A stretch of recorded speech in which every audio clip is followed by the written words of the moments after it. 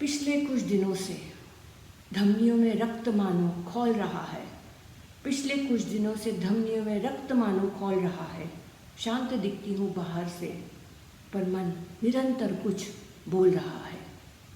नपुंसक प्रशासन की हरकतों को निस्सहाय सा तौल रहा है। जी हाँ, मैं बात कर रही हूँ उसी भयानक वारदात की जो आरजीकर अस्पताल में कोलकाता में हुई है।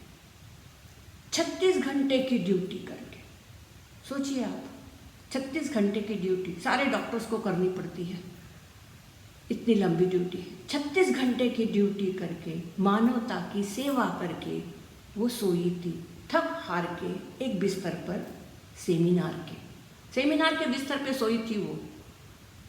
डॉक्टर्स को अक्सर सरकारी अस्पताल में ड्यूटी के बाद रेस्ट करने के लिए प्रॉपर रूम नहीं होता। कभी कभी वो पेशेंट के पलंग पे सोने के लिए मजबूर हो जाते हैं। 36 घंटे की ड्यूटी करके, मानवता की सेवा करके वो सोई थी थक हार के एक बिस्तर पर, सेमिनार के। किसके जुर्म छुपाने को उस होनहार की बर्बरता से आवाज़ बंद कर दी गई। ममता के दर पर निर्ममता से एक ममता की मूरत खामोश हो गई। जाने किस उद्देश्य से उसको उस दिन मारा था? उसके जिंदा रहने में क्या किसी को खतरा था? घटनास्थल पर वारदात के बाद क्यों नहीं पुलिस का पहरा था? और सबूत मिटाने क्यों आया वो हजारों का रेला था? यह अनुत्तरित प्रश्न है। जाने किस उद्देश्य से उसको उस दिन मारा था? उसके जिंदा रहने में क्या किसी को खतरा था? घटनास्थल पर वारदात के बाद क्यों नहीं पुलिस का पहरा था? सारी साजिश दिख रही है। सबूत मिटाने क्यों आया? वो हजारों का रेला था। वो हजारों का रेला तोड़ फोड़ कर चला गया। जो कुछ बचा था उसे हॉस्पिटल प्रशासन खा गया। अपने ही डॉक्टर की नृशंस हत्या पर क्यों हॉस्पिटल प्रशासन की बोलती बंद हो गई? अपने ही डॉक्टर की नृशंस हत्या पर क्यों हॉस्पिटल प्रशासन की बोलती बंद हो गई? ममता के दर पर निर्ममता से एक ममता की मूरत खामोश हो गई। दुशासन कदापि नहीं था अकेला। He was not alone for sure. Dushasan कदापि नहीं था अकेला। तो क्या ये किसी धृतराष्ट्र का था खेला? और दुर्योधन की चंडाल चौकड़ी ने फिर एक द्रौपदी को कुचला। दुशासन कदापि नहीं था अकेला, ये था किसी धृतराष्ट्र का खेला। दुर्योधन की चांडाल चौकड़ी ने फिर एक द्रौपदी को कुचला। क्या कोई चक्रव्यूह भेदने अभिमन्यु बनी थी वो?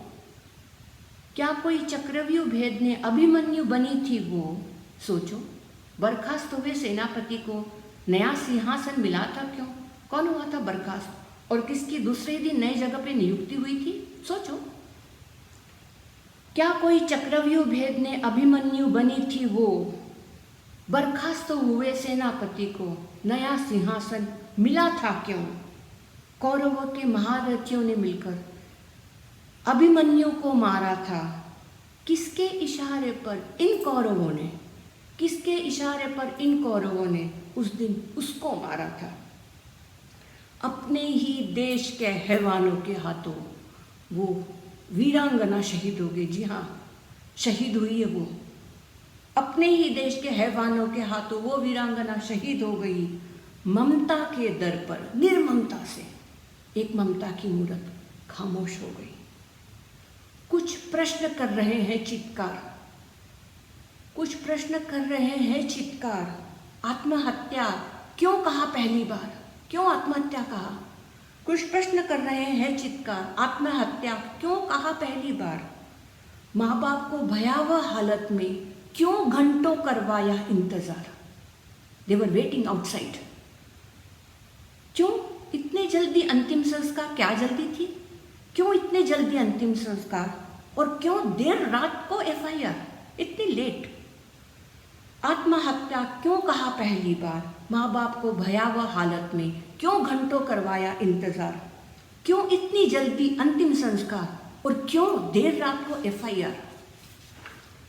इस क्रूर हत्या का उद्देश्य उजागर हो ये ज़रूरी है।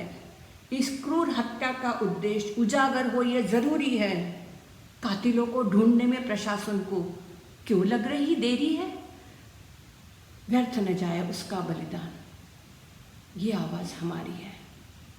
व्यर्थ न जाए उसका बलिदान, ये आवाज़ हमारी है। और अंत में मैं ज़रूर कहना चाहूँगी कि डॉक्टर्स